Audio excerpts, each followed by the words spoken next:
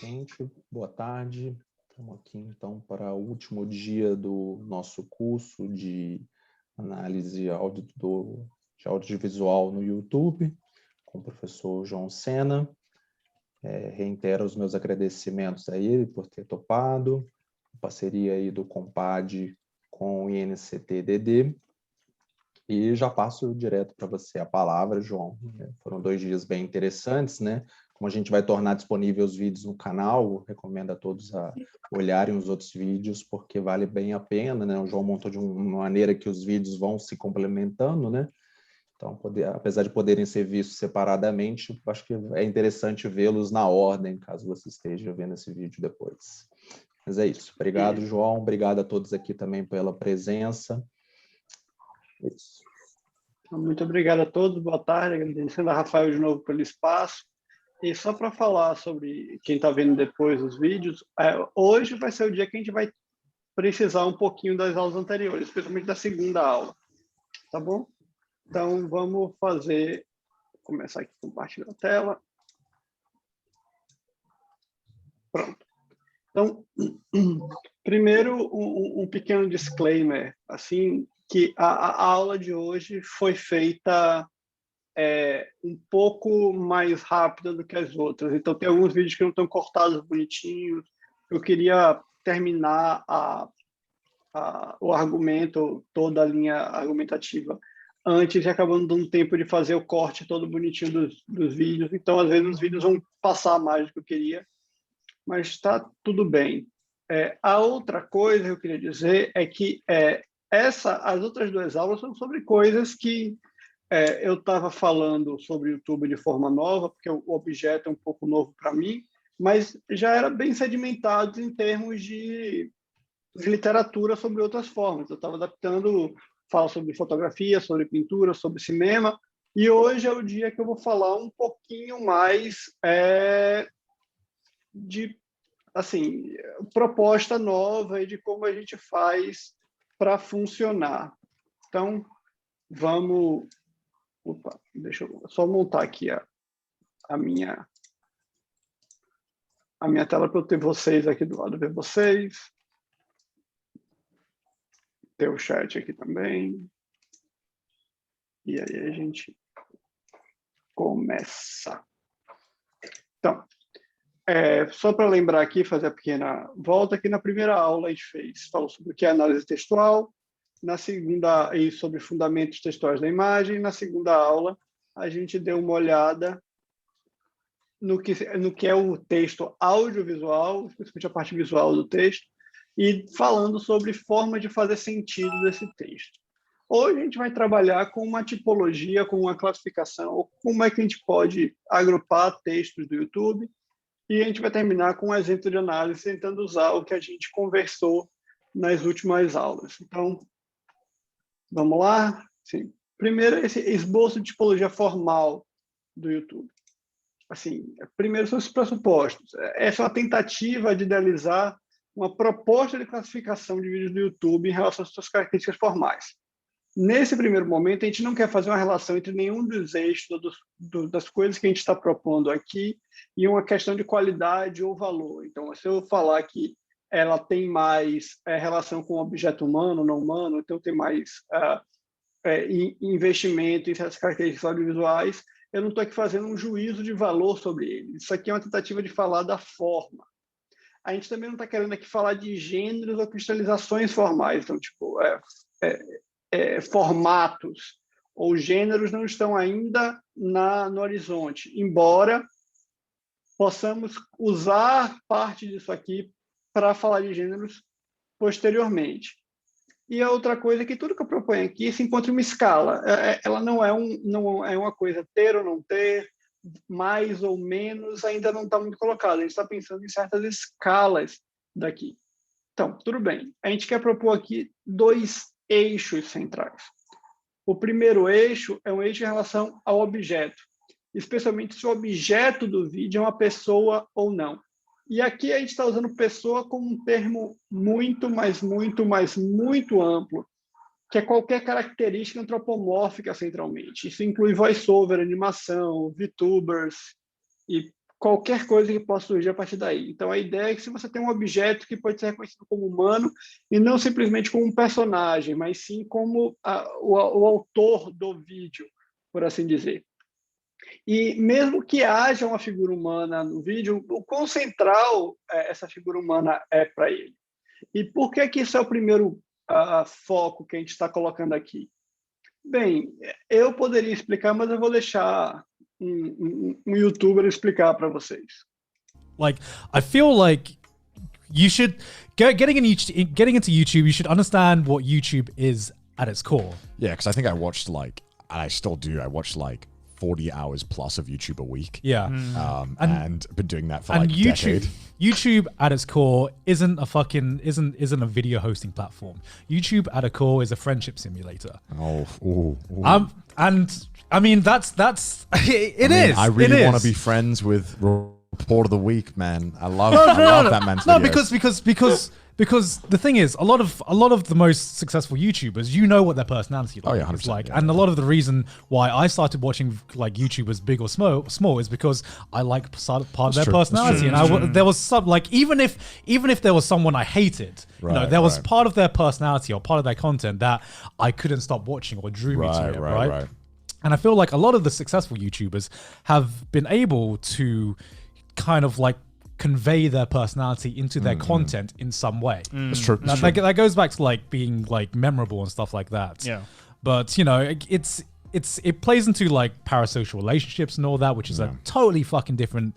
Então, deixa Geiger aí, que é um youtuber sobre anime, deixar isso bem claro. No fundo, o YouTube é construído sobre relações parasociais. Só que essas relações parasociais, ela tem base em certas questões formais da plataforma. Claro, tem as affordances específicas da plataforma, a sua estrutura como rede social, e a sua estrutura enquanto rede social que ela não é direta. Você ainda tem uma rede social em que você tem um emissor e receptores especificamente. Então, esses papéis não existem. Mas mesmo que a gente vá falar dessas relações formais, dessas relações, das affordances da plataforma, as principais características da criação dessas relações parasociais estão na características do apresentador. O que ele faz, sua aparência, sua voz, sua atitude, ou como a gente vai ver depois, em como o seu conteúdo é formatado, de certa maneira. Então, vou dar aqui um exemplo para vocês. Esse é um canal de culinária, tá? Esse aqui é uma das coisas que eu não cortei toda bonitinha, mas eu vou deixar passar um tempinho para vocês aqui, para vocês verem.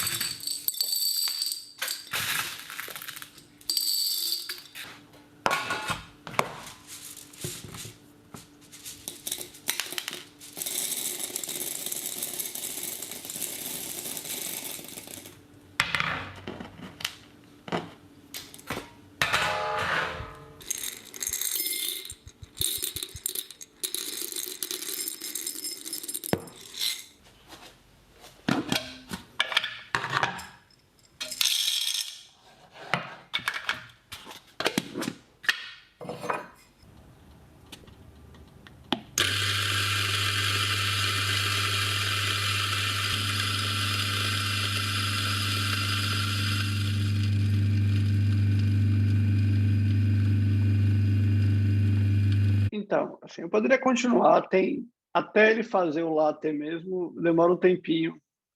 Só passando aqui para vocês verem. Que esse é o vídeo, só ele fazendo um café com leite gelado. Sem nenhum diálogo, basicamente. Tem algumas legendas sobre o que ele coloca na receita. E só. Ele não fala, ele não trabalha, ele aparece muito pouco, ao ponto que você pode dizer que a figura humana não é nem um pouco central para o vídeo. Ele podia não aparecer as mãos dele, só mostrar as etapas específicas que o vídeo poderia continuar da mesma maneira. É quase ASMR. Mas a ideia toda é a ideia de um relaxamento. Ele só faz as coisas de modo lento. Então, eu não coloquei o começo do vídeo, mas no começo do vídeo ele torrando os grãos de café. Ele tira os café verde, coloca numa cesta, torra o café calmamente, depois coloca o café para esfriar, porque você não pode moer o café com café quente, ele tem que esfriar para depois você moer. Então, todo esse processo aqui, a figura humana não é importante. Eu quase coloquei aqui um vídeo que é um cara, um canal de uma pessoa que faz reforma, ele reforma objetos antigos. Então, o vídeo que eu vi dele era que ele reformava um cortador de pão da década de 30. Então, ele limpa o cortador de pão todo, tira todas as coisas, desmonta tudo, pole e tal, coloca, passa tinta, passa verniz, deixa mais bonito, deixa coisa, e aí vai construindo. Ele basicamente não aparece, só aparece as mãos dele, o vídeo inteiro. E ele não fala, não tem som, nem é como esse que você consegue ouvir claramente o som das coisas, é simplesmente o som dele trabalhando na oficina. Então, nesse caso aqui, o objeto humano não é o importante. O conteúdo que você está colocando aqui é de outra maneira. A gente pode pensar, por exemplo, em termos daqueles canais de tutorial em que você nem ouve a pessoa falar, é simplesmente o vídeo tutorial com o texto do passo a passo, que é uma coisa que era muito comum antigamente na internet. Hoje em dia todo mundo quer botar o rosto, falar e tudo mais. É uma coisa que quem cresceu com o YouTube, com o professor de como informática especialmente funciona, esse é um tipo de tutorial muito comum. Mas, por exemplo, vamos comparar aqui com esse canal aqui, que também é um canal de culinária. Provavelmente um dos originais canais de culinária do YouTube. Hello, this is Chef John from foodwishes.com with hot buttered rum. That's right, I am trying to do a voiceover after drinking 2 hot buttered rums. Or as people that have had 3 of them call them, hot buttered bums. But anyway, I'm sure I'll be fine. At least I feel fine. Like really fine. And while eggnog gets a lot more press, for me, hot buttered rum is the ultimate festive holiday drink. Alright, so rich, so delicious, so satisfying, and super easy to make.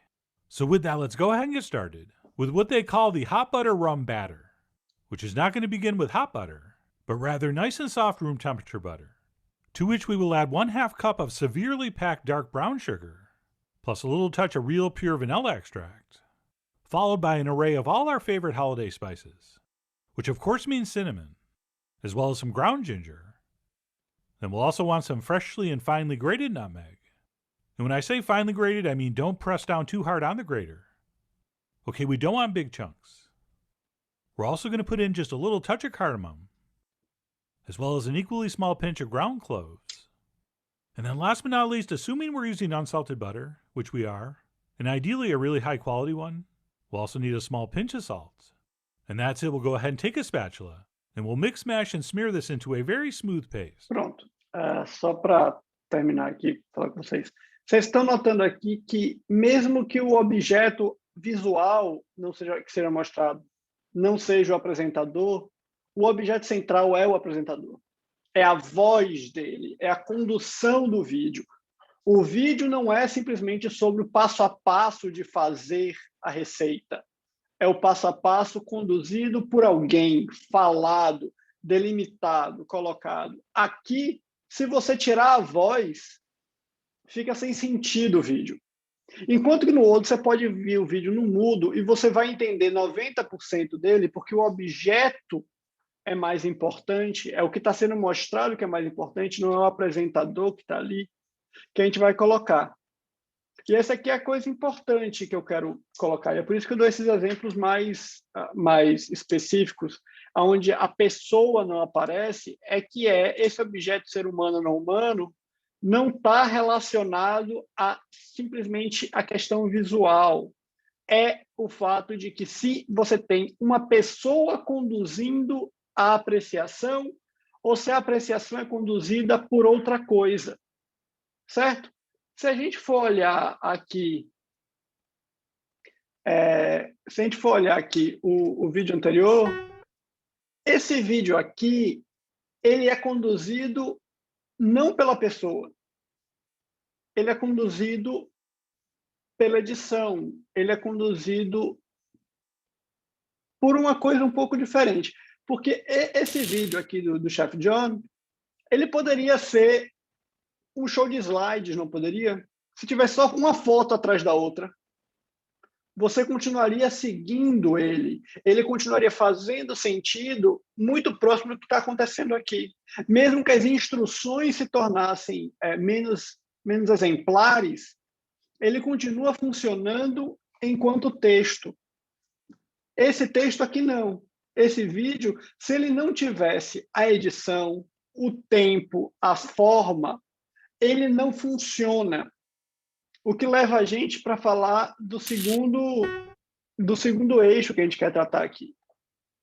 E esse eixo eu não sei o nome. Desculpe, gente, assim, ainda estou começando com isso.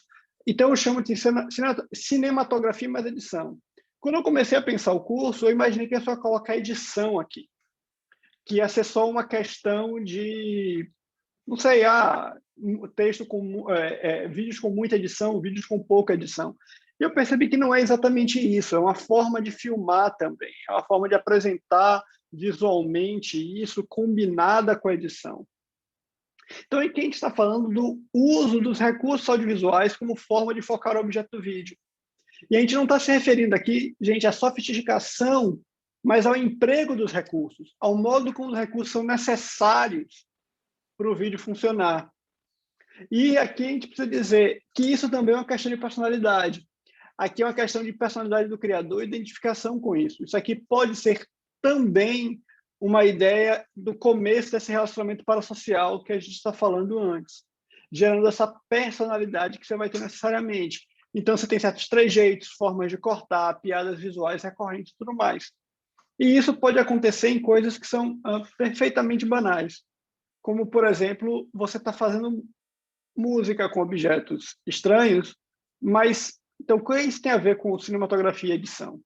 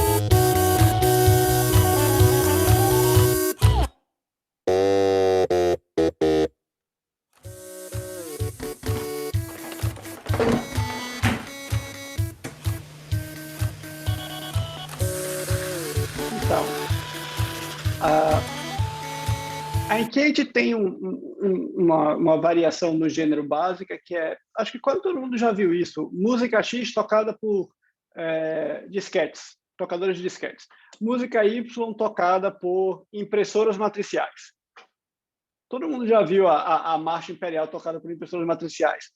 Então, só que perceba como aqui, esse vídeo em específico, a música ser tocada por objetos, por eletrônicos, ela não é a coisa mais importante no final das contas, né? Ela é o começo, ela é o mote, ela é o pano de fundo das coisas. O vídeo faz toda a questão de, não precisando fazer, colocar escovas de dente dançando ali. Então, aqui você tem o uso desse tipo de edição, de filmagem, de truque de câmera, que, teoricamente, a princípio, não seria nem um pouco... Mas é pressão, eles botam pressão no vapor. É por isso que ele sai tão forte. Mas a questão aqui é que, como o vídeo ganha potência maior e ganha maior capacidade de entretenimento, e que a gente tem de se não só apreciar, mas de pensar, eu quero ver mais, eu gostei disso, de aumenta nossa vontade de interagir, de seguir essa pessoa por causa disso.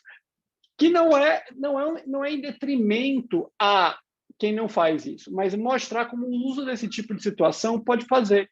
Só que, por outro lado, você pode simplesmente não usar. Aqui é um outro exemplo, é um tipo de vídeo em que só tem isso, não tem a ideia de personalidade ou de pessoa que está se colocando ali. Isso aqui é um vídeo bem antigo, do comecinho da internet, já deve ter uns 10 anos que foi feito.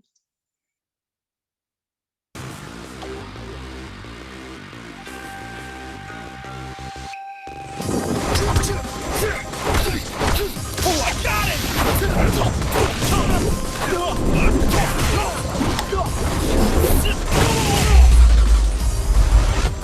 You're done.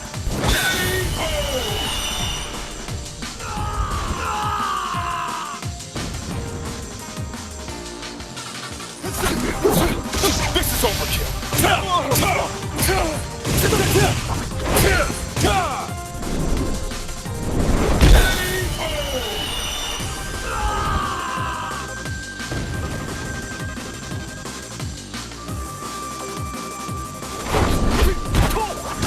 Don't underestimate me.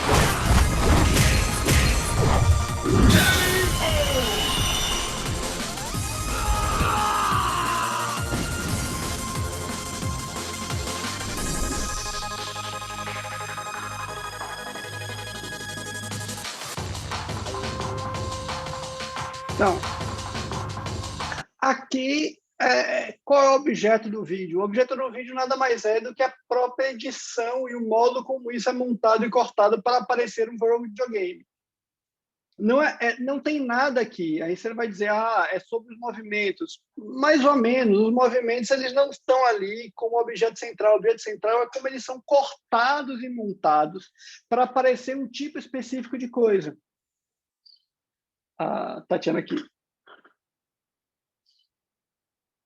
A Tatiana está perguntando se dá para fazer uma comparação entre esses estilos audiovisuais com formas de narração em terceira ou primeira pessoa. Não sei. Eu acho que eu entendo o que você está falando, que tem uma questão aí de intimismo versus externalidade, ou então uma ideia mais de diálogo, de monólogo interno contra descrição. Eu não sei, porque, por exemplo, se vocês forem lembrar da aula de ontem, o vlog do Casey, ele é editado assim. Ele é editado dessa maneira, mais, como você está falando, narrativizada. No entanto, ela é claramente um monólogo em primeira pessoa. Ele está falando, ele falando.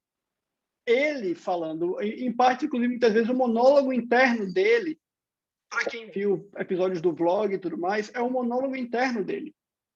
Então, eu não sei. E aí é uma questão que eu não estou dizendo que não é. Eu desconfio que não, mas eu não sei como afirmar. Mas só para concluir aqui, então, a edição aqui ela ganha muito mais, vamos dizer assim, ela sobe na escala do que é essencial para ela.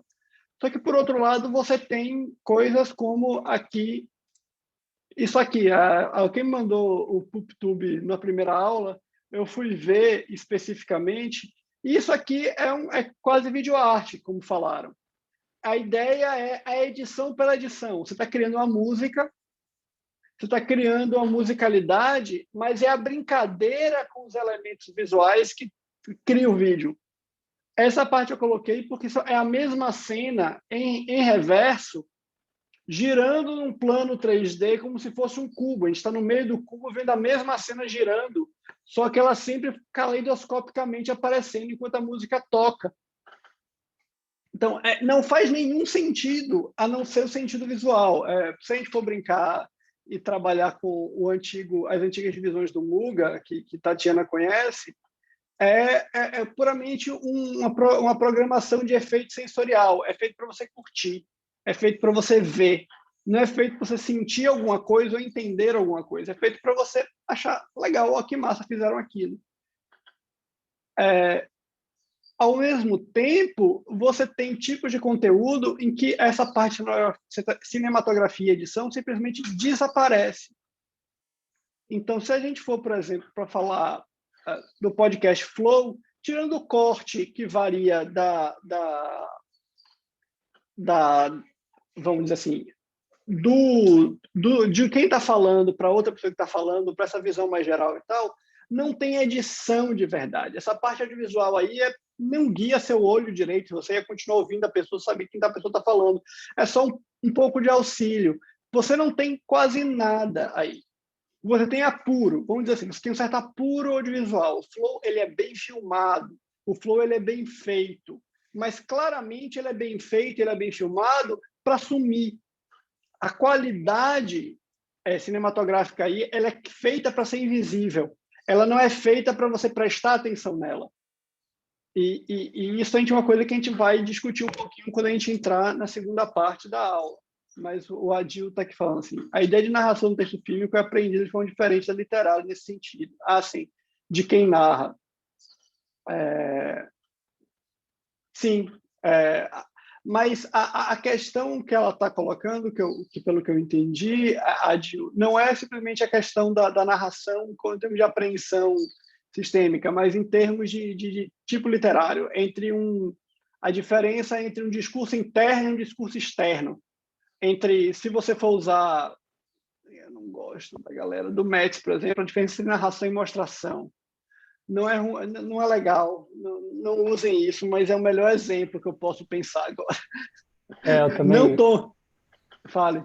Também não gosto muito dessa ideia do Metz, não. Eu tentei só para botar para ajudar, porque embora as teorias de cinema sejam herdeiras da linguística, de alguma forma, da narratologia, elas entendem isso de uma forma bem diferente, né? Então, eu acho que é difícil também. Eu entendi o que você falou, agora eu entendi melhor a pergunta dela, mas estava só tentando ajudar, porque eu acho que os textos do Bordel ajudam muito a entender a narrativa cinematográfica, né? Eu gosto muito mais da apreensão dele do que o Bordel ou o Jacques Salmon, por exemplo, que vão falar de o grande magista, o mega narrador, né? Como se existisse uma instância... tudo herdeiro do... como... Se isso aqui ficar gravado é para Benjamin ouvir. É todo mundo entendendo o Genete errado e achando que literatura é narrativa.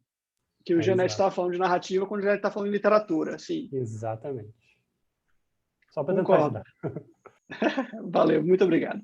Mas, então, a questão aqui que a gente está lidando é que existem certos tipos de vídeos, existem certos tipos de técnicas que a gente está falando aqui, especificamente do YouTube, em que essa parte cinematográfica, essa parte de edição, ela simplesmente some, ela deixa de ser importante, ela pode ser completamente eludida da questão.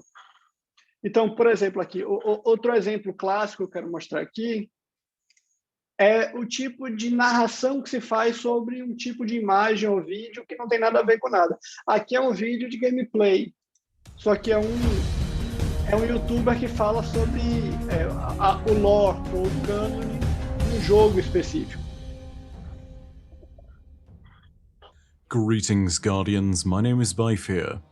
I was going to do my opening thoughts on the season of The Splicer today, but something far more important came up, and frankly, if this is what I think it is, then you need to be aware of this right now. Pronto. o vídeo aí ajudou alguém a entender alguma coisa? Ou pode ser completamente separado do que está sendo colocado aqui?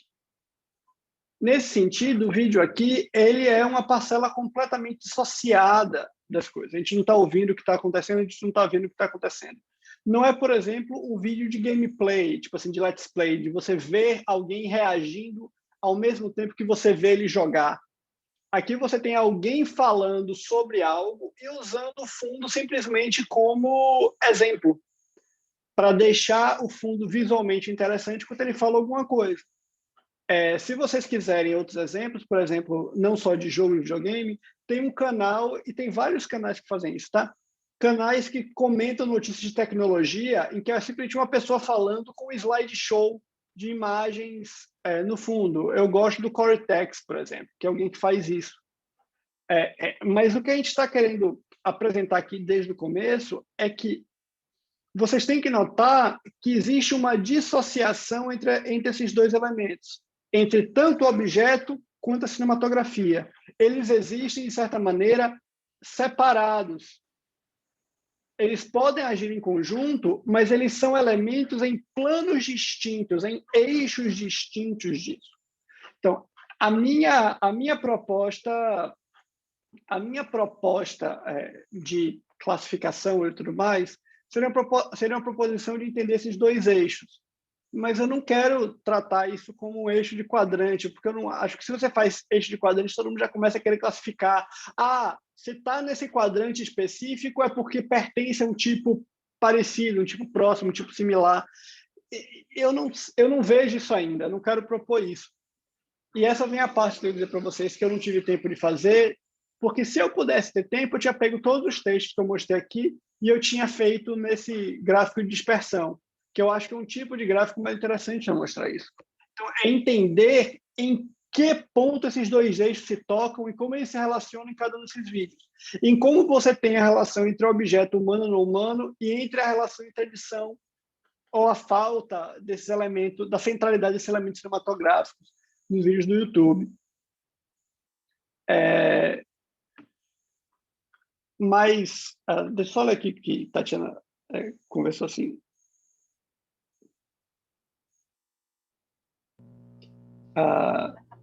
Tenho a impressão de que há uma predominância de vídeos em que a narração é conduzida pelo protagonista apresentador.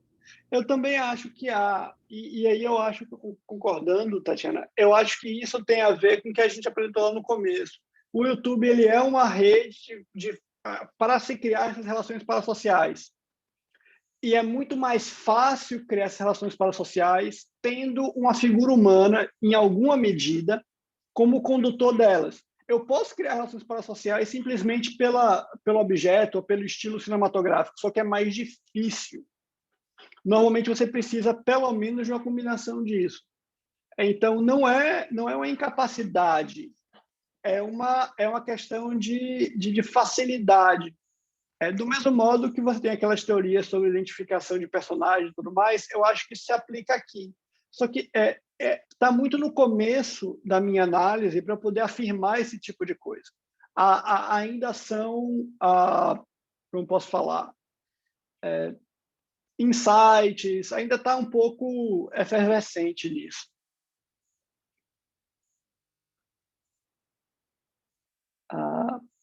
Ok.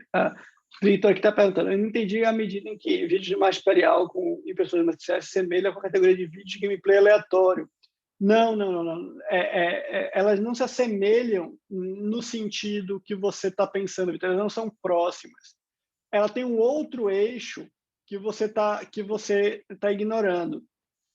Essas impressoras artificiais, elas não têm nem edição e o objeto é completamente não humano. Elas estariam mais ou menos na base desse eixo aqui, ok? Do mesmo jeito que você tem, deixa eu voltar aqui, esse tipo de vídeo, ele também está na base do eixo. Só que os vídeos de gameplay, por exemplo, com alguém falando, ele estaria 0 no eixo audiovisual, por exemplo, mas ele estaria mais alto no eixo de objeto, porque ele tem uma representação humana, ele tem alguém falando, ele tem alguém reagindo ali. que não é necessariamente a maior coisa na tela, mas é um dos motivos pelos quais a gente assiste o vídeo. Se você vai ver o PewDiePie, você não vê o PewDiePie por causa do gameplay. Você vê a reação do PewDiePie. Você quer ver como ele age em relação ao jogo. Então, essa figura humana ela é mais importante do que necessariamente esses recursos audiovisuais. É isso que eu estava querendo colocar. Faz algum sentido?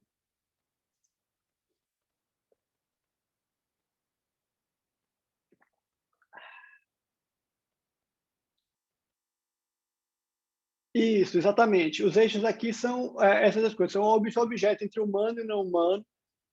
E o outro é entre a utilização de recursos audiovisuais.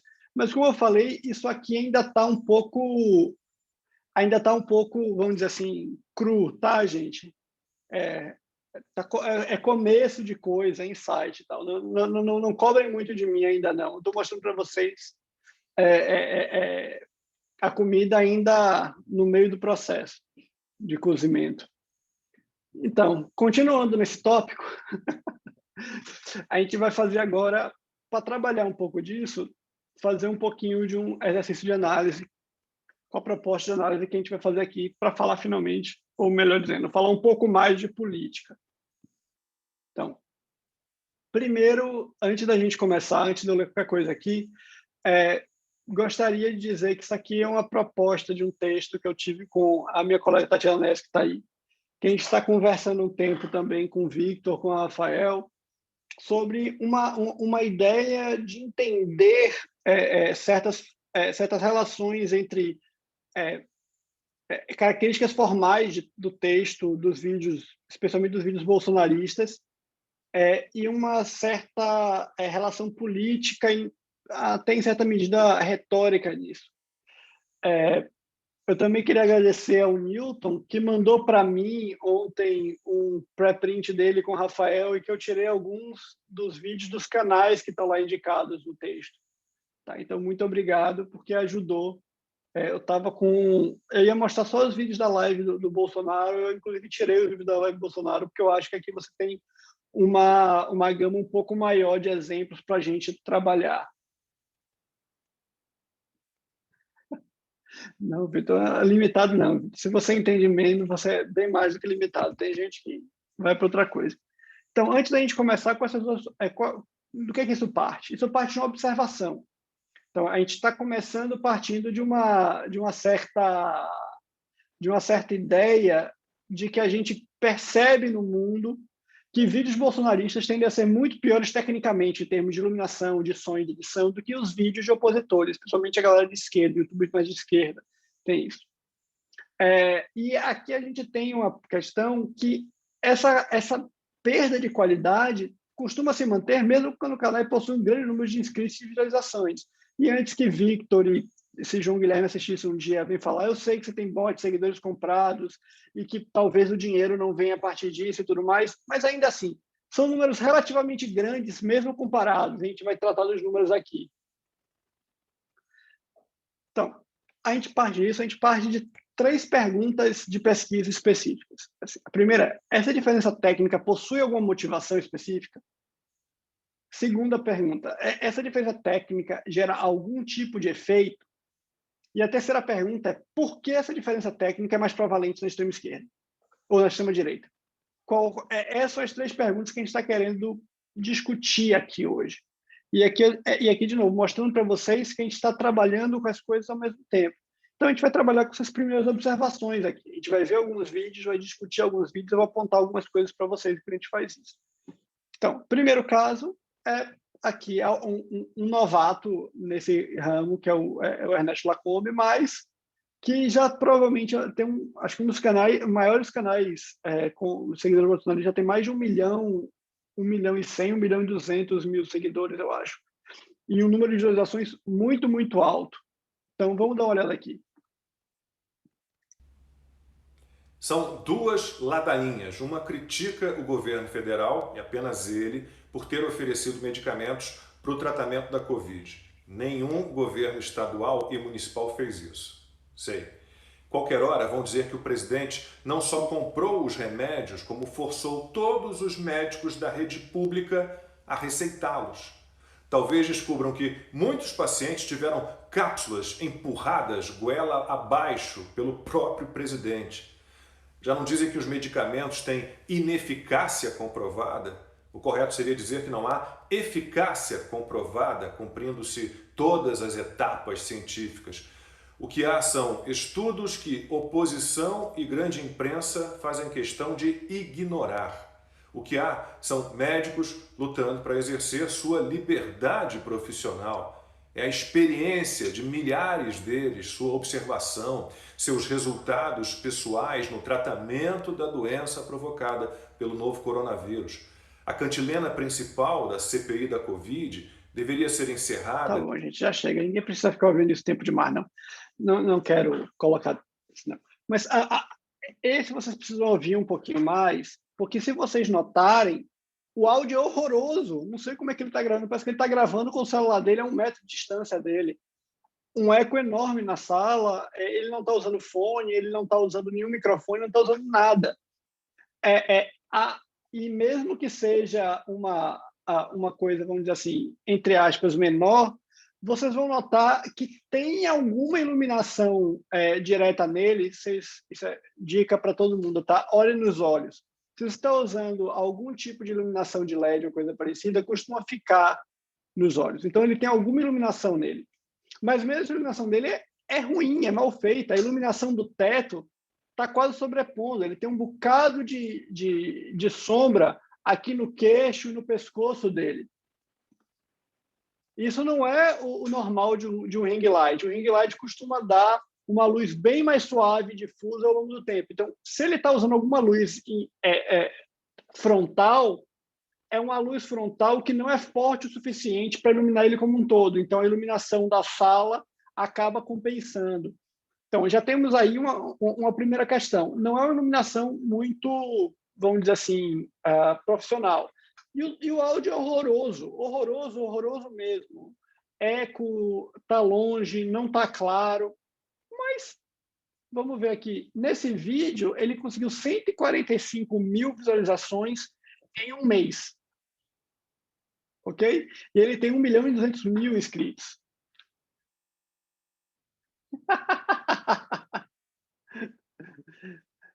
Mas é isso. A questão ok, tudo bem, você pode dizer para mim, tá, mas talvez ele não saiba usar esse equipamento e tudo mais. Não sei, eu tenho minhas dúvidas sobre isso. Por exemplo, se a gente olhar aqui, esse vídeo que ele fez, que é o trailer da entrevista dele com o Alan Terça Livre.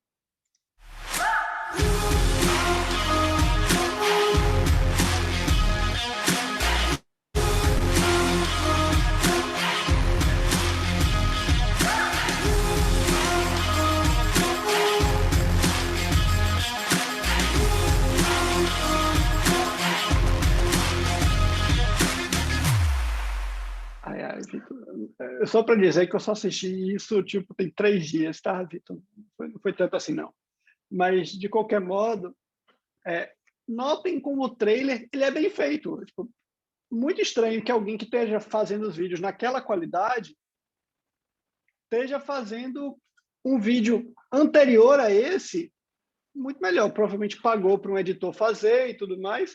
Mas se ele tem capacidade de condição, especialmente com aquele número de seguidores e visualizações dele, de pagar isso, por que ele continua fazendo daquela forma? É isso que faz pouco sentido aqui. Vamos dar uma olhada aqui em um outro canal, tá? Esse é o canal do Conservador. Joaquim Barbosa, o ex-ministro do Supremo Tribunal Federal, resolveu, meus amigos, dar o ar da graça quase 7 anos após pedir a aposentadoria da corte.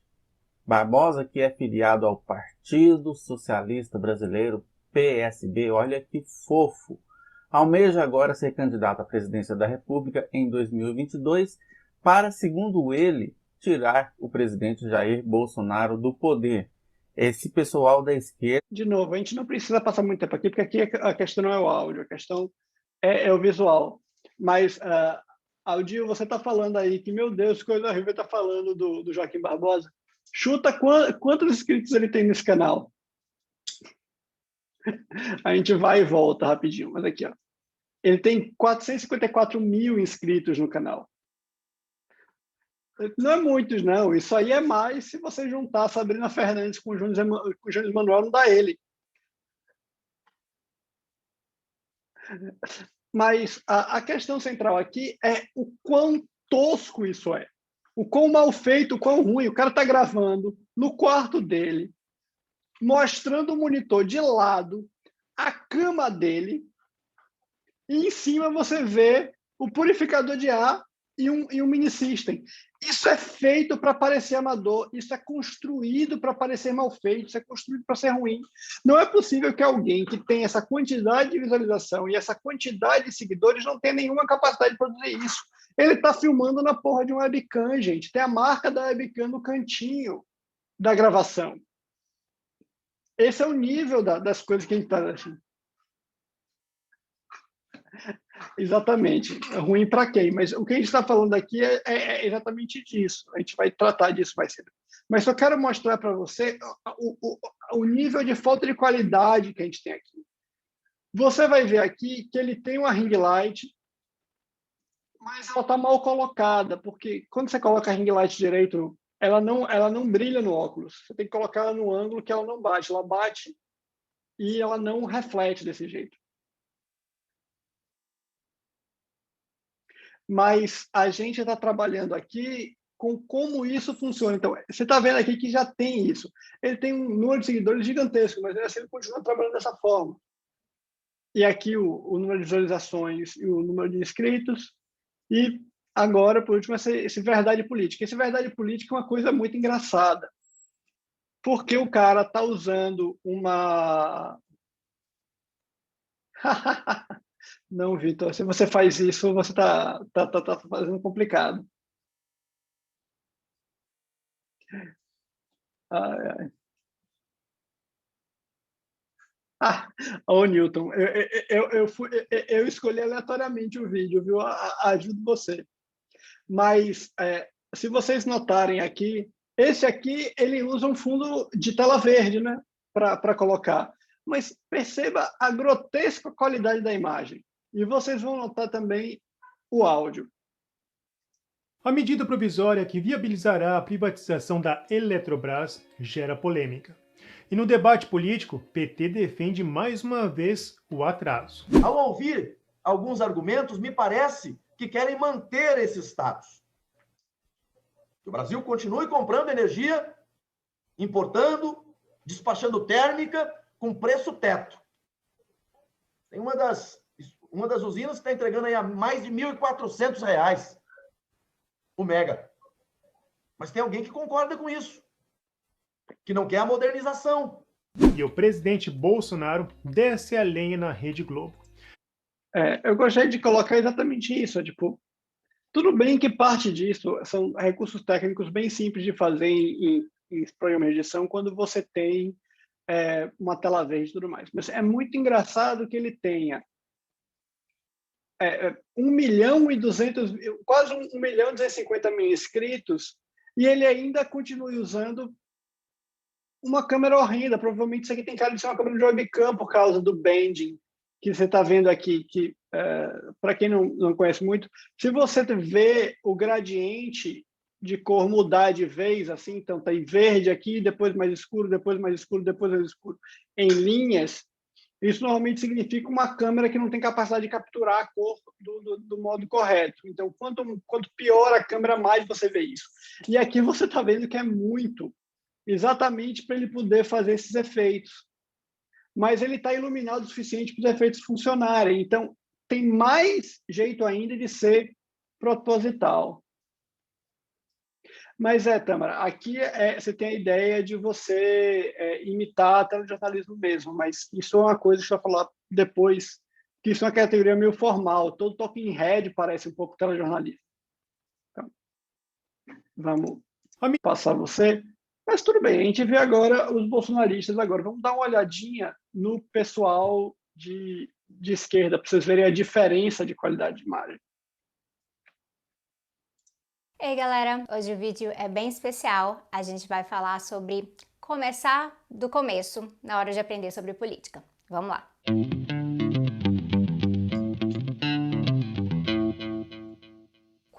lancei meu livro Sintomas Mórbidos, A Encruzilhada da Esquerda Brasileira, no ano passado, muitas pessoas me perguntaram se esse livro era um livro que dava para começar logo com ele, para aprender sobre política e coisas assim, e eu explicava que não. O livro era um livro mais específico, é um livro mais específico, que deriva de uma pesquisa muito aprofundada que eu fiz por mais de 5 anos relacionada ao meu doutorado, então tem uma linguagem mais teórica, exige um pouquinho mesmo de base, mesmo que lá no primeiro capítulo eu tento passar um pouco desses conceitos, mas é denso. Muita gente fala que o comecinho de Sintomas Mórbidos é denso, é um pouco complicado, mas depois que você passa por aquilo ali, a coisa deslancha, justamente porque eu tô tentando ali moer um pouquinho, nivelar um pouco dessa situação. Então, só para vocês verem aqui, o Tese 11 tem 301 mil inscritos. Ela tem um quarto do que os outros têm, basicamente. Tem um número de visualizações relativamente alto, mas esse vídeo aí é do ano passado. Eu não achei nenhum vídeo meio vlog mais bonitinho desse ano, todo sobre temas e tal, e tem um pouco mais de coisas em cima. Mas se vocês forem notar, só essa parte básica aqui, me batendo com galera, hoje o vídeo os controles de vídeo. Mas vocês se lembram que eu falei para vocês ontem sobre como a edição, como essa modo audiovisual de editar e de cortar ajuda a fazer essas acentuações? Perceba como aqui ela usa bastante isso. Punch-ins, overlays, cortes. Então ela fala, não. Aí depois ela vai falando aqui e você tem um zoom bem lentinho nela enquanto ela dá a explicação e depois corta de novo. Isso aqui é feito para ser agradável de ver. Isso aqui é feito para ser mais fácil de ver. Isso aqui é feito para que você não ache que seja mal feito. Isso aqui parece que é feito profissionalmente.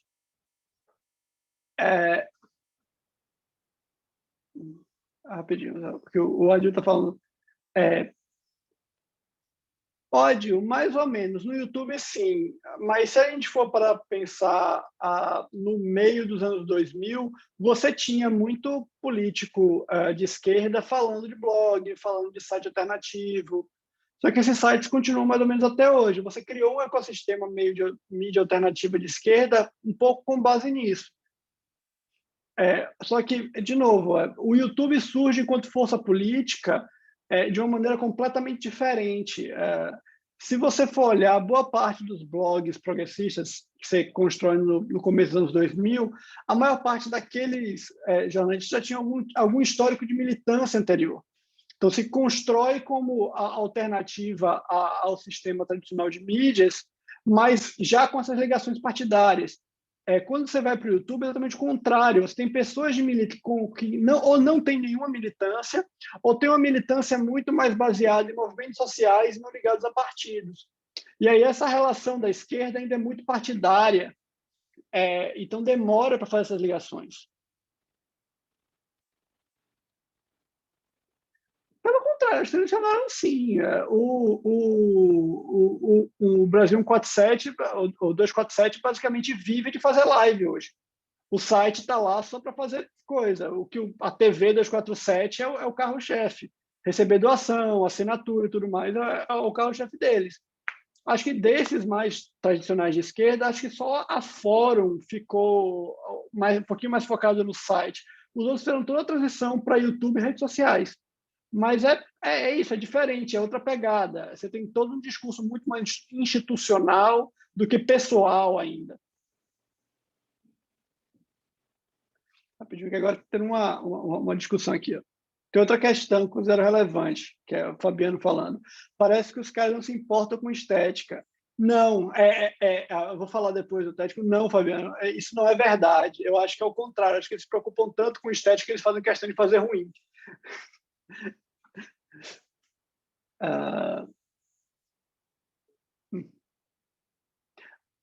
minha mãe também. Minha mãe assiste o 247 praticamente o dia todo. Exatamente. Mas voltando aqui só. Então, a gente tem... Então, claramente, o Tese 11 é muito bem feito. profissionalmente editado, tem alguém que faz os roteiros bonitinhos, filma, profundidade de campo pequena, dá para você ver tudo no fundinho, botou a luminária aqui só para ter alguma coisa de interesse no fundo, bem feito. No sentido, vamos dizer assim, tecnicamente feito para ser bem feito. E aqui a gente tem o Jones Manuel, que eu acho interessante assistir também por outras coisas. Jones, faz sentido falar em colonialismo ainda hoje? Sim, porque o colonialismo ele se reatualiza permanentemente sobre novas formas.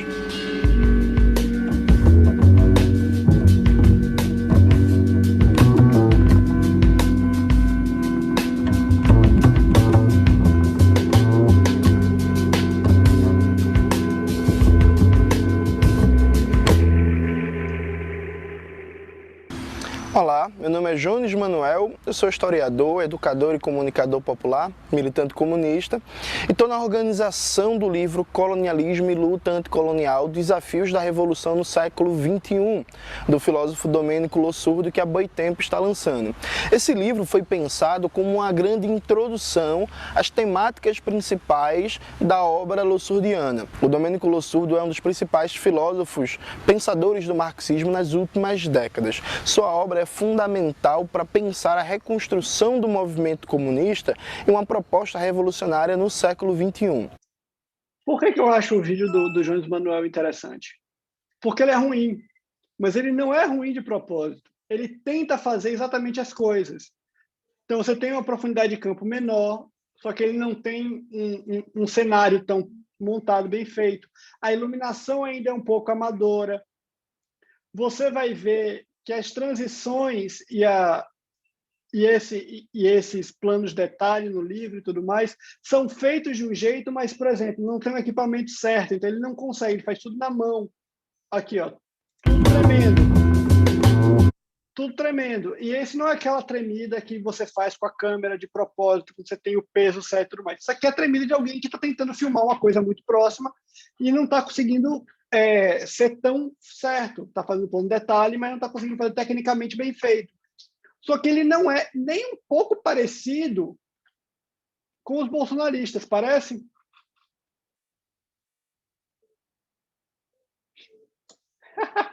Exatamente, Vitor. Ou então tapetinho, a gente não sabe qual dos dois. Mas perceba tudo aqui, que esse aqui é um caso de alguém que está tentando fazer algo mais apurado tecnicamente e ainda não tem capacidade. Mas o importante aqui é esse, ele tenta. Não é uma coisa, nossa, a gente não tem como fazer nada, vamos fazer de qualquer jeito, vamos fazer tosco, tá? Não tem porquê. Não, ele está tentando fazer bem feito. E se a gente for ver aqui, ele tem muito menos inscritos que todos os outros. E apesar de ter uma boa quantidade de visualizações para o canal assim, dele. Então, pronto, assim, a gente conseguiu ter, não é uma amostra representativa, não é uma amostra tão grande, mas vamos dizer que por hoje é suficiente. A gente não precisa ficar vendo o vídeo de bolsonarista o resto da tarde para poder começar a discutir isso aqui, né? Por favor. Então, vamos colocar as cartas na mesa especificamente. Então, a questão central aqui, que eu quero discutir com vocês, é o tosco enquanto categoria estética. A gente não tá colocando aqui o tosco enquanto simplesmente algo que está relacionado, vamos dizer, com a visualidade. Mas o tosco enquanto uma categoria de um grupo estético, alguma coisa que você consegue reconhecer enquanto que sejam toscos ou que causem efeito de serem toscos. E aí você tem o quê? O tosco, para mim, tem duas características específicas. O tosco é algo que é mal feito. Tosco é algo que é feito de modo a não ser completo, a ser feito pela metade, a não ser feito com esmero, a ser feito com pouco cuidado. Essa é a parte 1. A parte 2 é que o tosco é enquanto incivilidade. O tosco é não ser polido. E aqui não a polidez de ser bem feito, mas a polidez da civilidade, a polidez da educação. Você vai ver no... deixa eu voltar aqui. Nesse Verdade Política, Bolsonaro desce a lenha na Globo.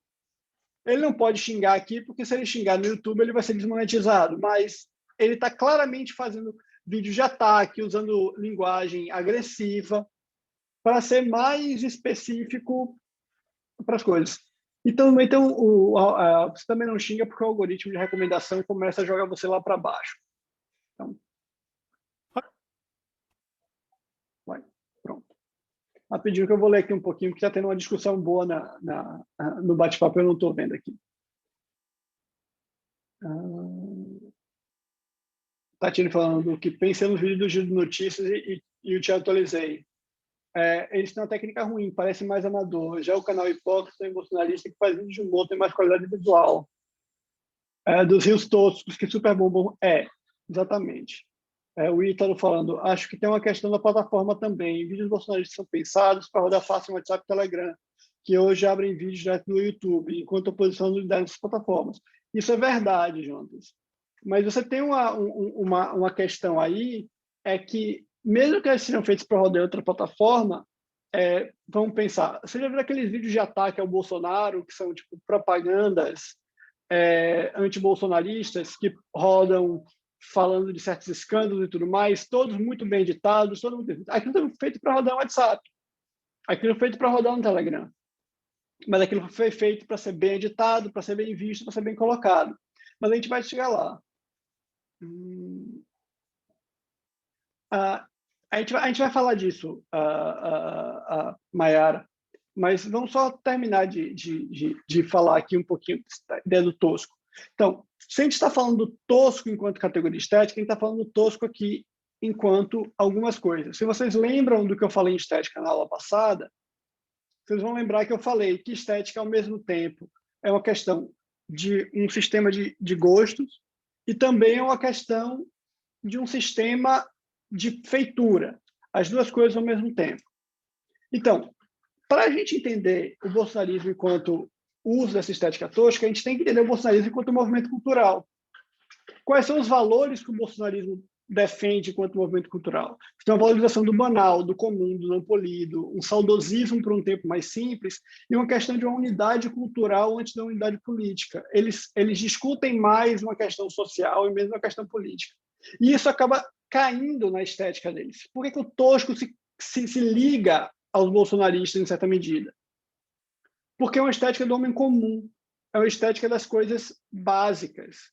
E aqui eu acho que, de forma muito direta, embora não seja a minha área, eu acho que essa ideia do bolsonarismo enquanto movimento tem que parar de pensar o bolsonarismo enquanto movimento político e entender o que ele é anteriormente.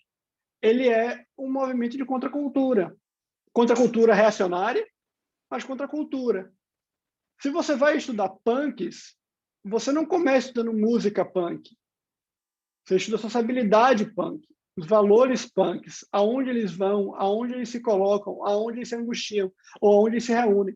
E é isso que eu acho que o tosco dá para a gente. O tosco, em certa medida, é um conjunto de valores do bolsonarismo. O bolsonarismo se vê nesse tipo de vídeo, em parte porque ele gera esse tipo de vídeo. Sim. Que acho que tem um texto anterior dele sobre isso também, do Muniz Sodré. Então, o que a gente está colocando aqui é que o tosco tem uma função estrutural para o bolsonarismo, que é a apresentação dos objetivos políticos com sua base cultural. Então, ele aparece no texto, ele aparece nesses vídeos já cristalizado enquanto uma coisa que está vindo anteriormente nesse movimento cultural. Como o tosco se apresenta ali, como o mau gosto se apresenta ali, como o mal feito se apresenta ali. Ele já se apresenta como algo que já está cristalizado, sim, também. Mas é isso, você sempre tem um reacionarismo básico, que eu acho que é fundamental para entender qual é a base de onde esses textos aparecem, de como é que isso se constitui de certa maneira.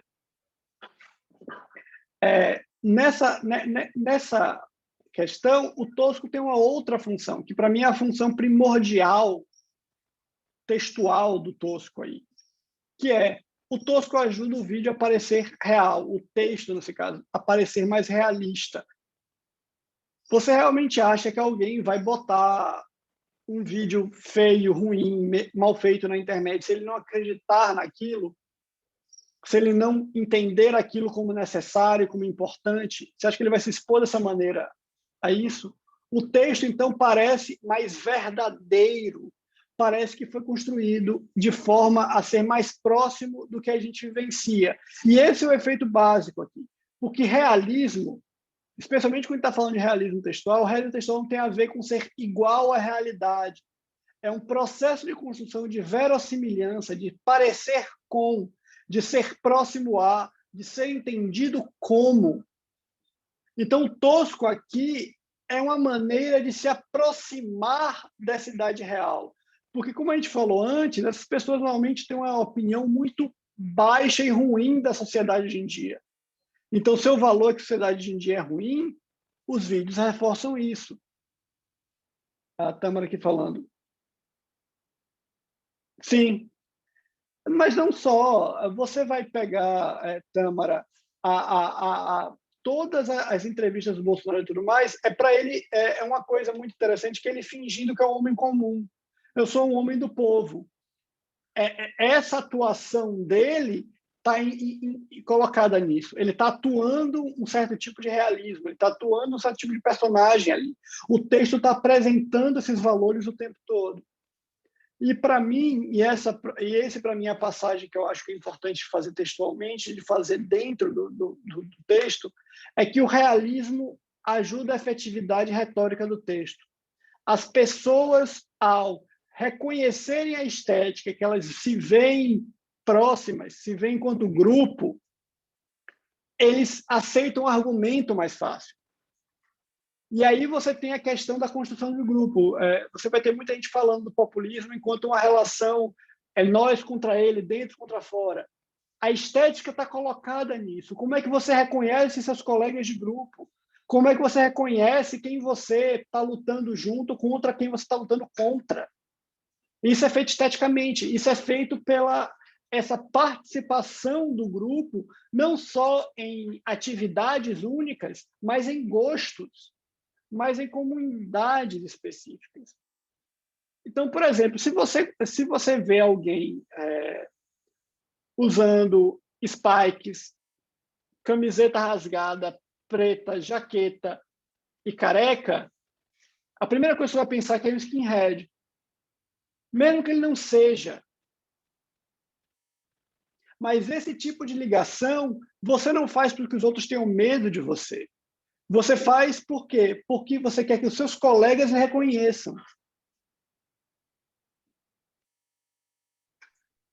Ô, João, a Rosane está com a mão levantada há um tempo. Desculpe. Não sei se ela quer perguntar alguma coisa, Rosane. Pode falar, Rosane.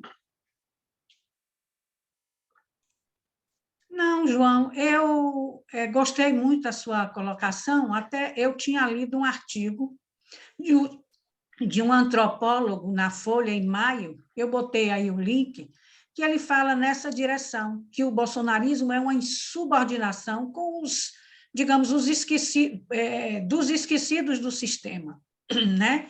E que a cultura dita mais culta, intelectual, para essas pessoas, elas não têm nenhuma identificação.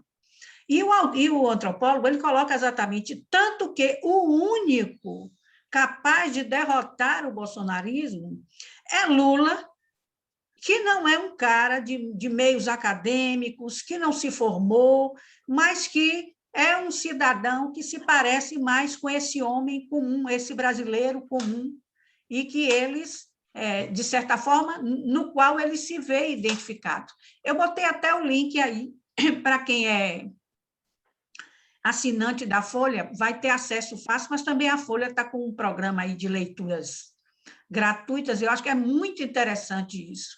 Inclusive, eu gostaria de sugerir, talvez, uma continuidade ou segundo curso com um debate nesta linha, a análise desses textos, porque eu sinto, inclusive, da própria imprensa, você veja que não tem, né? Eu sinto essa falta dessa consciência no jornalismo opinativo hoje.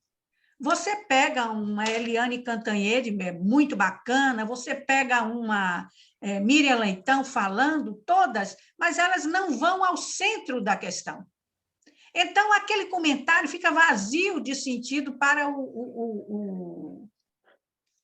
esse público que se identifica com o bolsonarismo. É um escárnio total que eles fazem. E quem é que não tem um bolsonarista na família? Eu tiro pelos familiares, né? Então, eu acho muito interessante, eu acho que um novo curso seria necessário nessa linha para ajudar a desmontar isso, a decifrar, não é desmontar, mas decifrar. Mas é isso, Rosane, eu concordo com você, mas aí você tem uma questão, e aí, não sei se eu concordo, discordo, eu acho que tem uma questão muito central aí, que a ideia toda é que você tem... toda política é uma política de identidade. Você só vota em quem você se reconhece. Eu acho que isso é errado, eu acho que isso é falso. O que eu acho que aconteceu foi, se você olhar, o Piketty fala disso, a esquerda Brahmin e a direita mercantilista, no sentido de que a esquerda foi construindo um discurso que é um discurso de elevação moral. E eu vou falar isso um pouquinho depois, é a ideia de que você tem uma relação entre moral e estética muito, muito, muito próxima, e que você não acredita naquilo que você não sente como seu. Você não acredita naquilo que você não acha que tem bom gosto. Que, para mim, é o porquê que é a pergunta posterior, né? É porque a esquerda não quer ser tosca. A esquerda não quer ser tosca não é por diferenciação, simplesmente. Porque a esquerda já foi tosca. O cinema marginal, o teatro oficina, que você já ter visto, usava da estética da tosquice, de ser mal feito de propósito. Nessa ideia de ser mal feita de propósito. É muito, muito, muito importante para eles, porque para eles era isso, era mostrar o escárnio da ditadura ao mostrar uma realidade de forma crua e ruim. Porque mostrar tudo cru, bonitinho, que vai ficar brincando de estética da fome e tudo mais, né? Não concordo, mas só para dar o contra-exemplo, que isso não ajudava.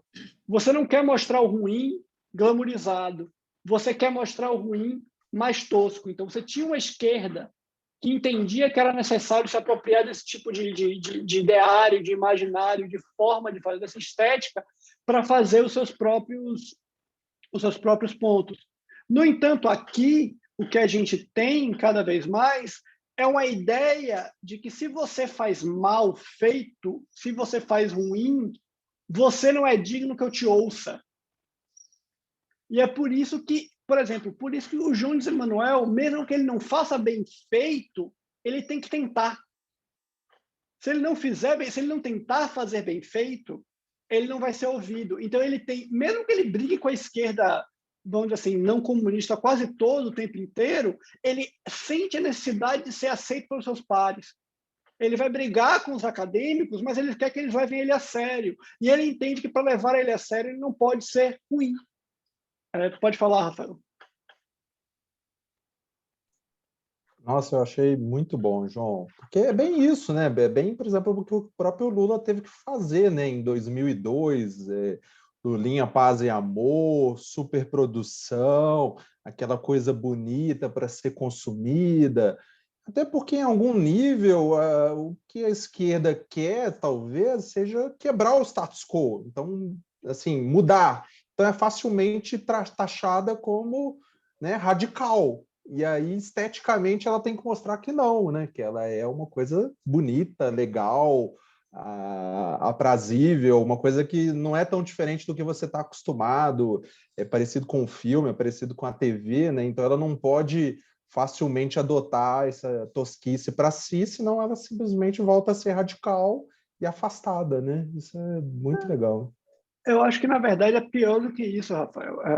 Se a gente for parar para notar, isso é um ponto que o Wilson Gomes faz algumas vezes, o PT foi o primeiro partido brasileiro a ser o partido construído televisualmente. Ele foi construído para a televisão.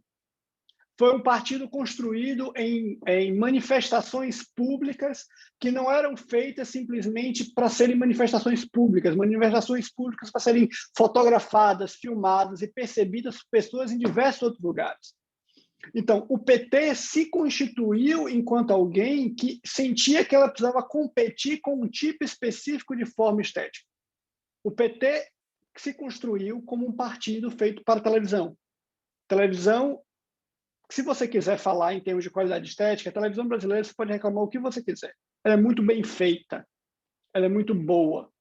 Então, mesmo a passagem final de Lula, que você falou em 2002, não é simplesmente uma passagem que ele faz isso para o público, para o povo.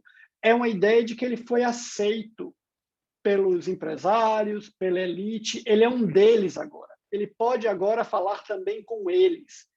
Então, não era só, limpou e tal, Lia Padrão. Não, o cara se colocou num terno Armani. Essa, para mim, é a coisa. Ele comprou um Armani para ir, para aparecer no programa, para se colocar de determinada forma, para se postar de maneira. Ele começou a gritar muito menos. Você vai ver a propaganda do PT de 94, de 98, metade dela era Lula gritando em palanque. Isso é estética. Essa é a estética do PT. Antes. 2002 tem uma diferença. Você muda isso. Você vai tentar virar um pouco de outra coisa. Então, eu concordo com você que a esquerda pode virar muito radical e tudo mais, mas, na verdade, eu acho que é um mecanismo ainda mais antigo. A esquerda brasileira lutou muito para ser reconhecida enquanto algo aceitável e bom e bonito, e que você pode falar. E deixar isso, e perder isso é difícil para eles, porque se constituir enquanto uma parte do seu valor central. E aqui que eu acho muito interessante, porque eu dei esse exemplo para algumas pessoas, mas, por exemplo, se você vai ver os vídeos da Mídia Ninja, por exemplo, os vídeos da Mídia Ninja são todos produzidos como aquele vídeo do Lacombe, celular na mão, pouco equipamento e tudo mais. Algum vídeo da Mídia Ninja é ruim, você olha e fala, não, esse vídeo não é bonito, não é bem editado, ele não é bem feito, o áudio está ruim. Algum deles é? Não. A Mídia Ninja tem um trabalho enorme pegar aquela filmagem de celular, aquela filmagem com aqueles drones pequenininhos, editar bonitinho, estabilizar, usar só as cenas legais, fazer o corte bonitinho, colocar a música certa, colocar o gráfico todo correto. Por quê? Porque é importante para eles ser bem feito. Isso é parte de um valor central aqui. E esse, para mim, é o último ponto. Tem uma certa questão aqui que pode ser simplesmente a pendularidade histórica. Se a gente teve, durante um tempo, entendido que a direita era sofisticada, sei lá, se a gente for pensar anos 70, anos 80, falar os grandes intelectuais públicos brasileiros, ainda tinha intelectuais públicos grandes de direita, né? Melchior e tudo mais, ainda no Brasil. Não tem mais, né? A gente perdeu. Tipo, qual foi? O Olavo de Carvalho é o intelectual público do tosco, né? É o intelectual público que xinga e manda tomar no cu quando a pessoa discorda dele. Faz parte. Mudou o lado do discurso. Agora a esquerda é o lugar do bom gosto, da sofisticação. A direita não mais. Então os valores se inverteram em certa medida. E é por isso que eu falei, assim, que você tem uma contracultura aí, tem uma questão muito contracultural do bolsonarismo, de ser de ser contra o que está aí, mas não simplesmente ser contra no sentido de destruir tudo só. O bolsonarismo tem uma questão de desvirtuação, de usar para fazer chacota, de reclamar, não, aquele bando de intelectual burro não sabe o que está acontecendo, aquele bando de gente que usa a palavra grande não sabe do Brasil. Não é simplesmente não é aquele reacionário clássico que é o cara que fala que no meu tempo era muito pior, ou no meu tempo era muito melhor, hoje em dia é tudo ruim. É o cara que fala, tá ruim porque tá bom, tá ruim porque esses caras são uns engomadinhos. Isso é o discurso que você poderia ouvir, sei lá, do seu primo grunge nos anos 90. Não. Hoje em dia, quem é que faz esse discurso de que o pessoal é muito polido e muito bonitinho? É a direita. Eu acho isso muito interessante. A extrema-direita, é verdade. Mas você teve uma tentativa, né? O MBL tentou, né, ser radical por um tempo, até que não conseguiu, botou camisa polo e voltou para centro-direita, não conseguiu ser extrema. A galera mais radical e que tem mais comprometimento foi para lá. É isso. Eles são. Existe uma tentativa assim. Mas aí talvez, Rafael, eu não sei, não posso falar. A especialista em publicidade não sou eu aqui, é minha colega Tatiana. Mas eu acho que teve uma tentativa muito específica de que depois de 2002, depois que o PT ganhou com aquela qualidade de campanha, a campanha foi muito boa, o PSDB especialmente tentou dizer, não, o que eles estão ganhando é porque a produção é melhor. Vão investir em produção também. Não sei, é só uma hipótese possível. Mas é isso, gente. Era o que eu tinha para falar hoje. A discussão era essa. A gente pode continuar conversando aqui um pouquinho, mas muito obrigado. E vamos conversar um pouquinho antes de terminar. João, obrigado novamente. Muito legal, né, a gente reparar essas coisas, né? Por favor, gente, postem aí dúvidas, sugestões. O João, ao longo dos dias, eu acho que várias pessoas foram pedindo as referências, né, João? Depois, dependendo, você manda os slides com as referências mais organizadas e a gente dispara para os alunos, né? Acho que isso sim. É até mais tranquilo, né? Sim. Eu mando assim. Eu estou tentando, só para afirmar, estou tentando montar um artigo com a Tatiana sobre essa última parte aí. Pode falar, Tati. Pode abrir o microfone e falar, inclusive.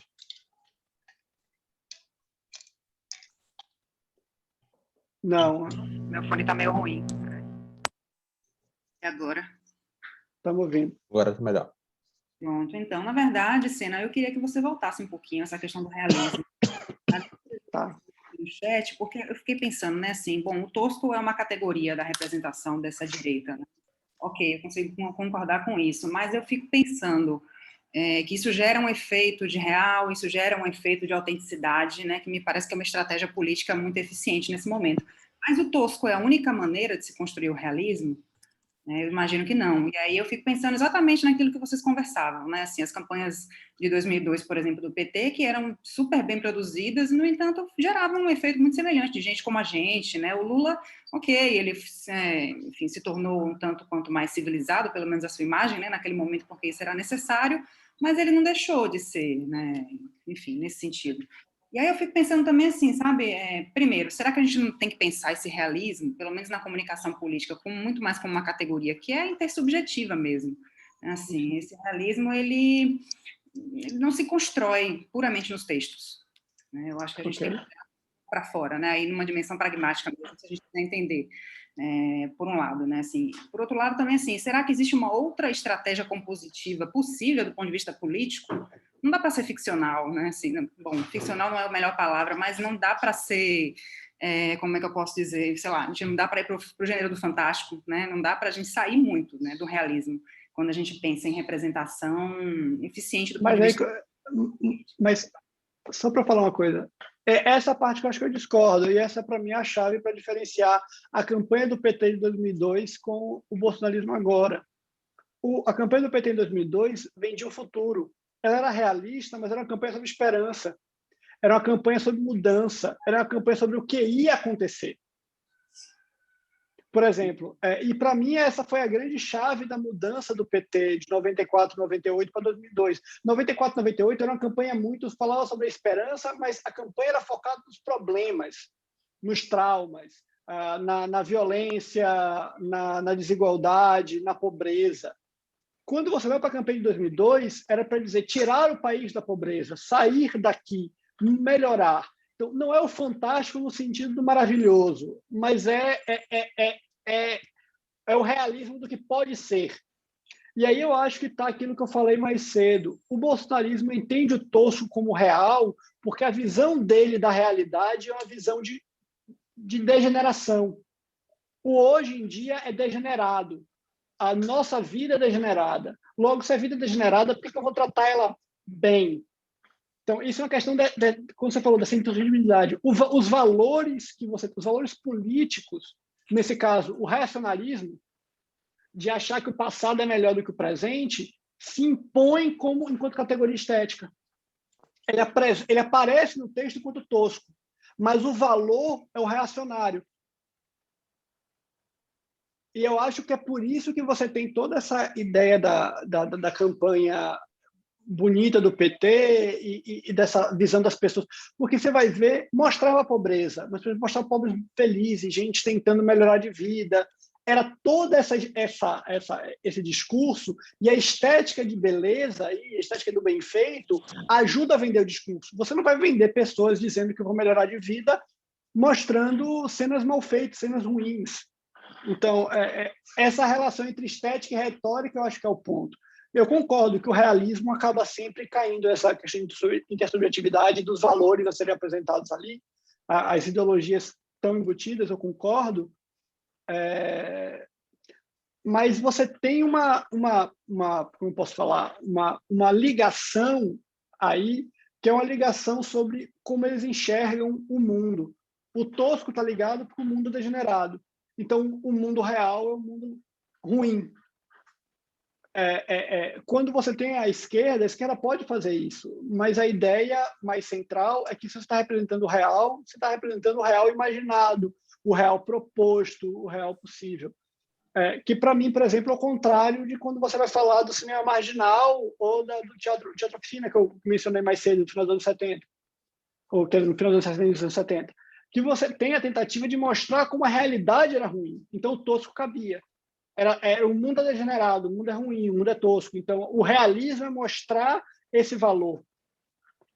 Essa, para mim, talvez seja a chave. Acho que, pensando aqui agora, pode ser essa movimentação pendular. A esquerda passou muito tempo no poder e agora você pode vender que o passado de esquerda é ruim, logo é tosco e, portanto, isso é a realidade. Se você falar anteriormente e agora, a esquerda está vendendo o futuro, porque a direita está no poder. E talvez, por exemplo, seja isso que, não sei, tipo, a campanha de Dilma não tenha sido muito bem sucedida nesse ponto, porque é isso. Você não consegue vender futuro quando é você a situação, né? É muito mais fácil vender futuro quando você é oposição. Só que a estratégia bolsonarista não era vender futuro, né? Era vender passado, era falar mal do presente. Acho que essas são as oposições aqui.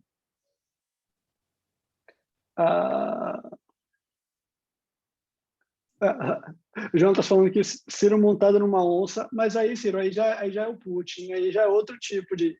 Aí nem é o tosco, aí já é esse realismo fantástico do Putin montado no cavalo, do Putin montado no urso.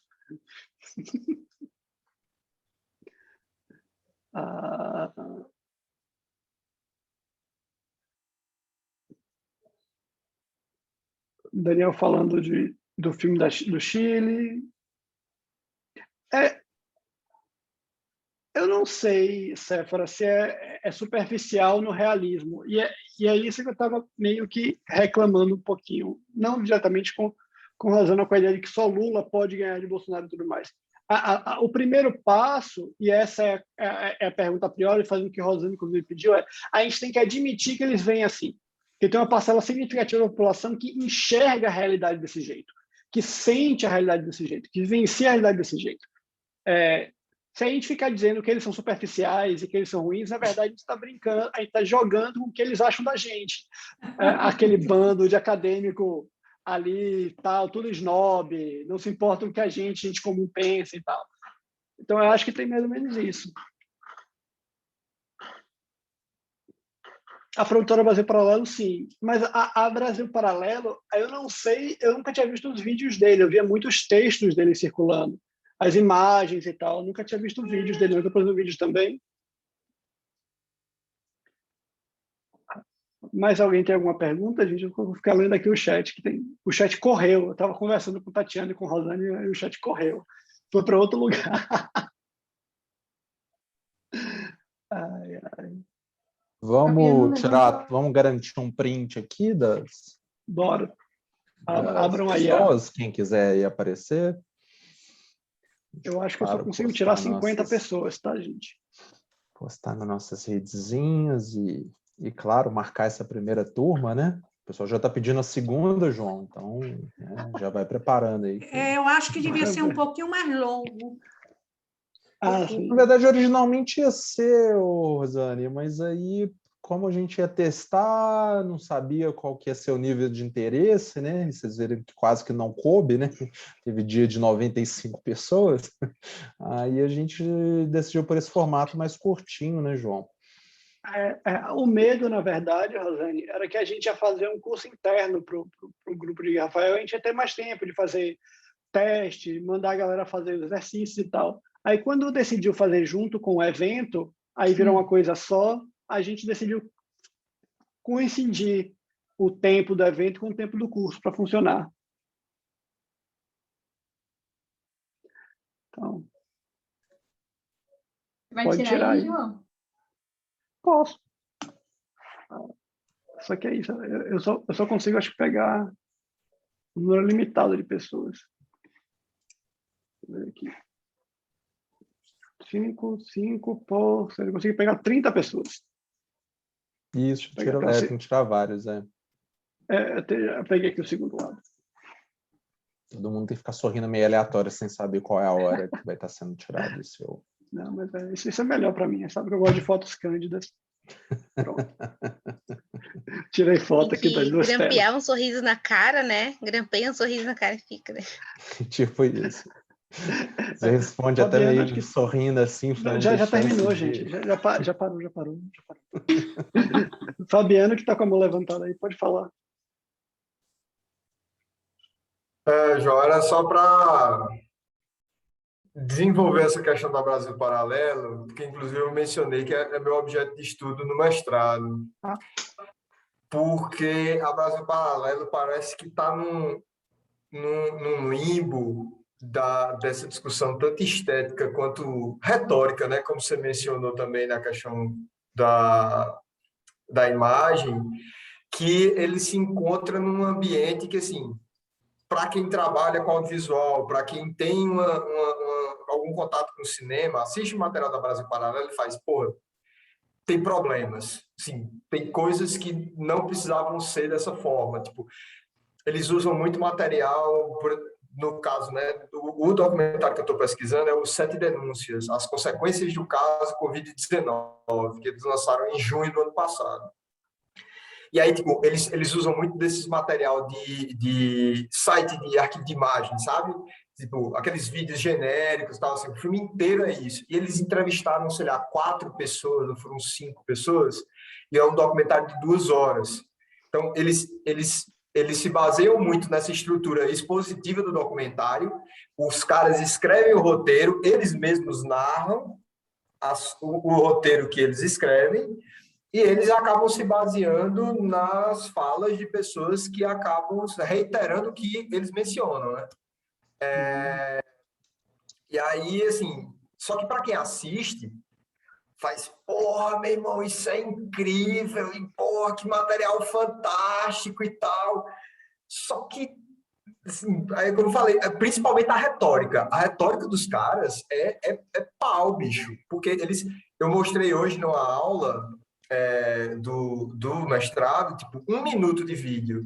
Os caras falam que lockdown é inconstitucional, diz que a Coreia do Sul e a Suécia se deram muito bem sem fechar totalmente, a Alemanha se deu muito mal fazendo lockdown, e eles colocam uma notícia falando que muitos especialistas estão negando o lockdown e que o lockdown não é exatamente isso, só que o subtítulo embaixo da notícia, que inclusive eles passam muito rápido para que a gente não leia, fala que tipo, os países que usaram máscara, distanciamento e lockdown se deram melhor do que os países que não fizeram isso.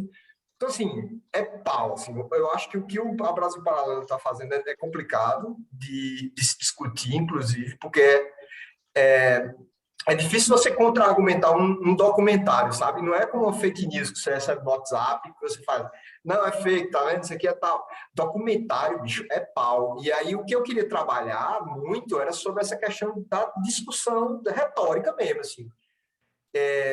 o cara pode acessar a semiótica para discutir alguns signos que eles remetem, essa questão do anticomunismo, que eles reiteram muito, globalismo, papapá. Mas a parada da retórica é complicada, João. É uma parada que eu acho difícil de discutir.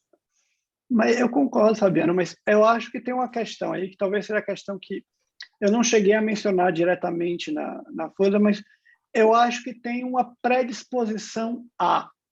Eu acho que, vamos dizer assim, ninguém vai ver, não existe um leitor vazio. O leitor chega já com algum tipo de pressupostos aqui. A gente não trabalhou com isso aqui, porque um curso básico, não é para lidar com essa situação mais complexa. Mas a questão é que você já chega com algum tipo de predisposição. Então, é um documentário que é muito efetivo para quem já está perto de concordar. Então, é uma retórica de captura, mas não é uma retórica de convencimento. E isso é muito comum no bolsonarismo. O bolsonarismo tem uma tentativa sempre de... A primeira posição é de manter quem ele já tem. Ok, como a gente mantém o nosso público fiel? Esse é o objetivo retórico central deles. E eles são muito bons nisso. Muita gente, acho que o Wilson já comparou com um culto. Eu acho que é um sistema de marketing multinível. Assim. Você já comprou tanto deles que se livrar daquilo é difícil. Você tem uma dívida, vamos dizer assim, intelectual, uma dívida cognitiva muito grande com eles. Se livrar de acreditar naquilo é difícil. Então, o que eles fazem eles dão material que é fácil de aceitar. Mas, ao mesmo tempo, é um material que, se você pegar para alguém que discorda deles, não vai ter efeito quase nenhum. Essa, para mim, é a questão. Qual é o público-alvo deles? Ele é efetivo para quem? Qual é o objetivo central da retórica ali? Eu acho que essa é uma questão bem interessante para você lidar. Porque eu concordo que a retórica deles deve ser muito, muito boa, mas é efetiva com quem? E aí é difícil de fazer isso textualmente. A gente pode, como sempre, traçar certos pontos, explicar certas coisas, colocar isso, mas esse é um problema de recepção. A gente pode ter pistas por análise textual, a gente pode chegar e falar, provavelmente esse tipo de prova, esse tipo de argumento, é um argumento que funciona melhor para quem já acredita. E aí, como é que você desenvolve? Mas eu não tenho como dizer para você, com certeza ou não certeza e tal. Isso é uma coisa que é um problema mais, como é que você vai lidar? E aí eu não tenho como te dizer. O que eu posso te dar, a dica que eu diria para você é isso. Entender que esses documentários são feitos para públicos específicos. É a mesma coisa, por exemplo, do, sei lá, o Brasil em Vertigem. É um documentário feito para um público específico. É um documentário que quem já concorda com a situação da presidente Dilma, o impeachment, o golpe e tudo mais, compra, porque ele já tem disposição de comprar o argumento. Eu já chego lá no meio do caminho. Mas se você mostrar aquilo para um bolsonarista, ele não consegue ver.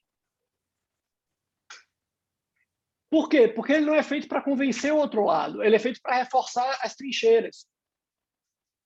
E eu acho que essa comunicação bolsonarista em específico é feita para isso. É feito para tornar mais difícil que você saia, e não para trazer você para dentro. Tá? Inclusive, eu digo mais, ela nem é um argumento de radicalização, ele é um argumento literalmente de manutenção. E eu acho que se você for por aí, eu acho que é uma boa saída para você entender essa retórica. Qual é o objetivo deles? O objetivo deles é convencer quem? Os argumentos são para quem? E aí, por isso que eu estou falando que, textualmente, a gente só pode ir até aí. Para dar o passo além, você precisa lidar com... Eu não tenho como categorizar a efetividade do discurso.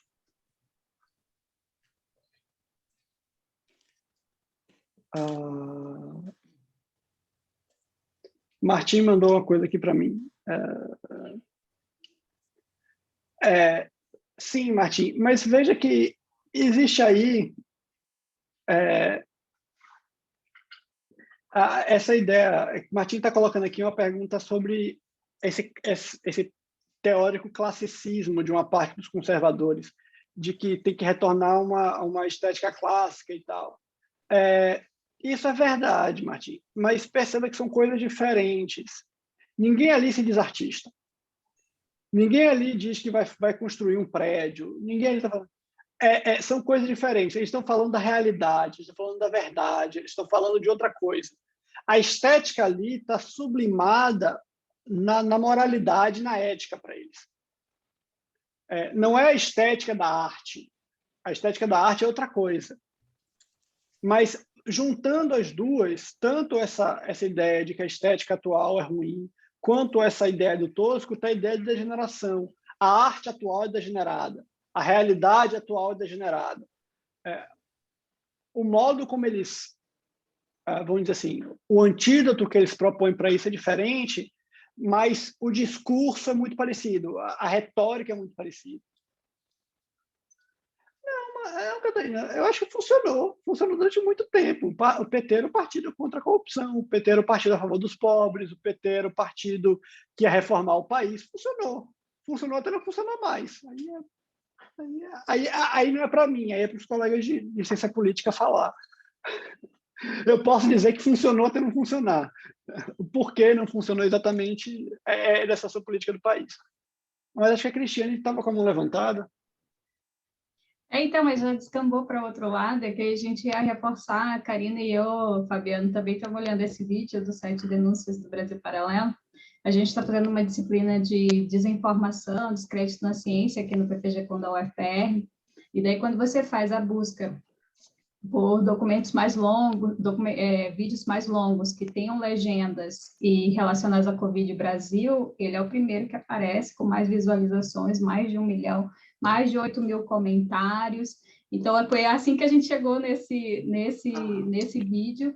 E aí, João, a gente estava até conversando, eu com a Karina, nossa, a gente consegue identificar todos esses elementos das 2 outras aulas, né, de ontem e anteontem, frame, fundo, trilha, tudo isso para reforçar. Ele faz assim, que é 7 denúncias. Então, quando ele faz a crítica ao lockdown, aí ele coloca imagens em preto e branco, só falta subir os urubus, assim, e aí coloca a polícia, o Estado ali como uma força repressiva, ostensiva, dizendo você não pode estar nas ruas. Aí quando coloca imagens de aglomeração, ou então de lugares famosos e tal, né, pontos turísticos, aí aparece colorido, uma música maravilhosa, e quando, sabe, faz assim, toda hora esse corte e recorte, você volta, e aí tem essa questão dos especialistas, né, que aí é o cara lá daquele Bragança de Olivença lá. Meu Deus do céu, o princeso. O príncipe lá. Príncipe não, ele é princesa. Então, assim, no Brasil não tem príncipe. Mas são coisas... e aí a gente está olhando, fazendo os checks, olhando para o vídeo, mas uma coisa também que nos impressiona, e talvez a gente queira ali, a gente conversando com o Rafael, talvez faça um pouco disso, é de olhar os comentários também, né? Quais deles reforçam ou absorvem esses argumentos que são colocados e como eles espalham isso, se eles...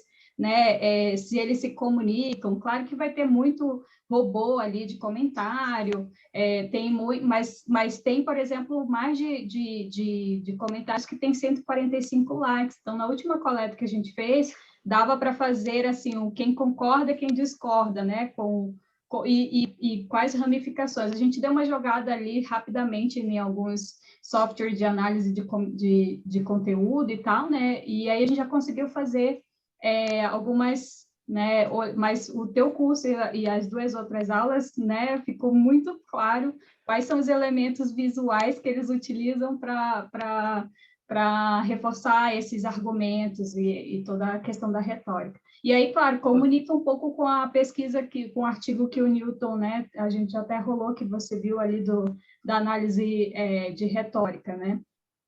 Então é isso, mas era mais para reforçar. Obrigada. Ok. Ótimo. Que bom que está servindo para alguma coisa. Sempre bom saber que as pessoas estão usando a aula para alguma coisa, os conceitos servem para algo. Fica sempre com medo de que não usa, né? De que é uma coisa meio inútil, mas que não está usando. Mas a Valnides me perguntou aqui sobre canais jornalísticos com os pingos nos is.